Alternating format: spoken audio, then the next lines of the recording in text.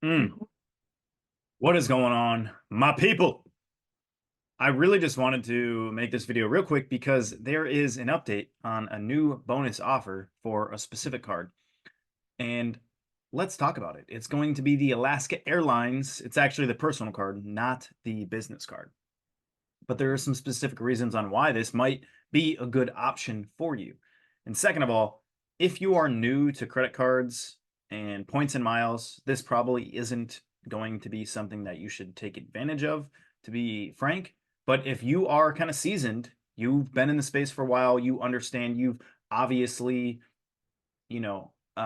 gotten cards spread out instead of, gone into massive application holes of applying to a bunch of cards, this might be something to add in because of the bonus offer. So let's talk about it. So what I'm talking about, of course, is the Alaska Airlines personal card. So they do right now have a $70,000 or 70,000 point bonus offer. It does have an annual fee, right?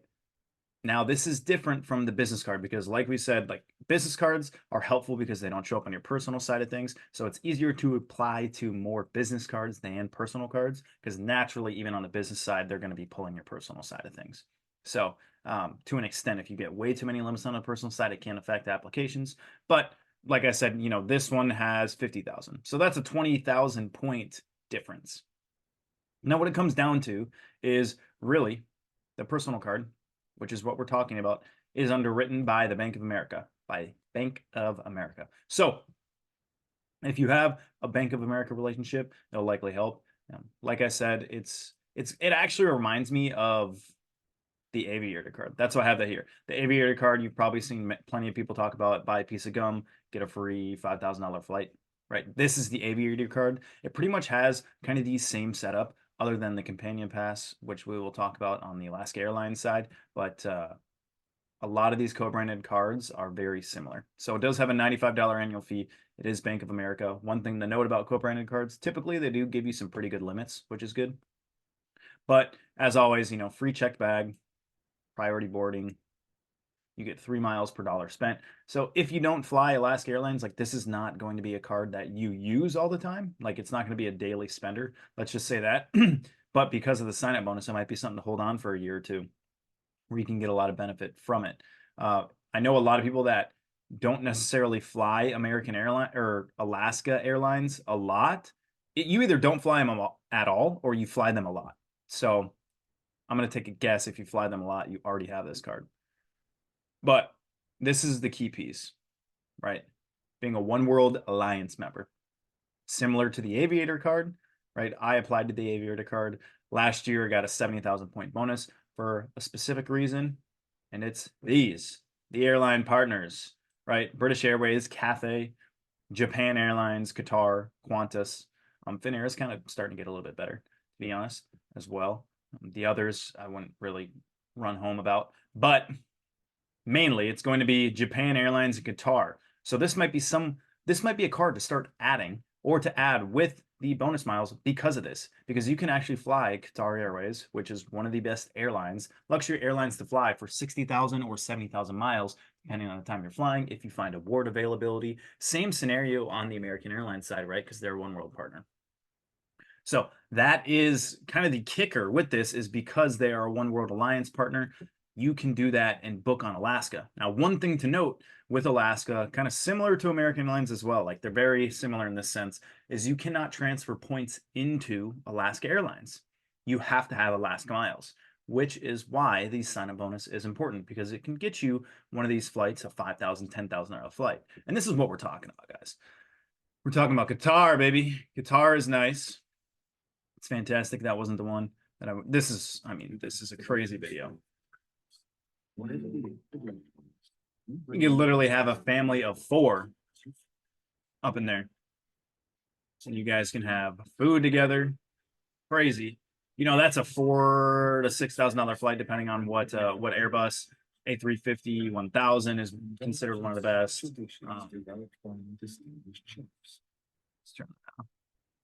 But yeah, or I was on that page before. Or you can get basically Japan Airlines business class, first class, 10, 15, I've seen this up to $15,000. This isn't the greatest overview since the photos are, but literally one sign-up bonus of spending $3,000 in 90 days, which is possible for a lot of people.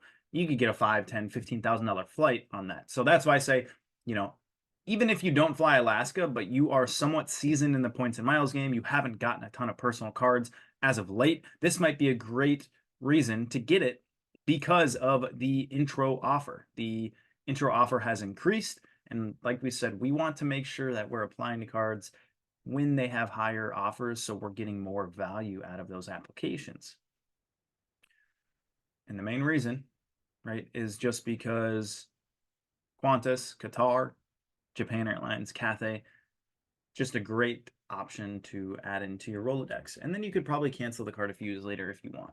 But I will say, like, Alaska Airlines, Alaska's partner availability and booking in their partner portals, it's very slept on. You can get some really good deals in there. The only problem with it is, like I said, nothing really transfers into it. So you have to have Alaska Airlines, or you have to have an old outdated card that a lot of people have as well, where they can earn miles.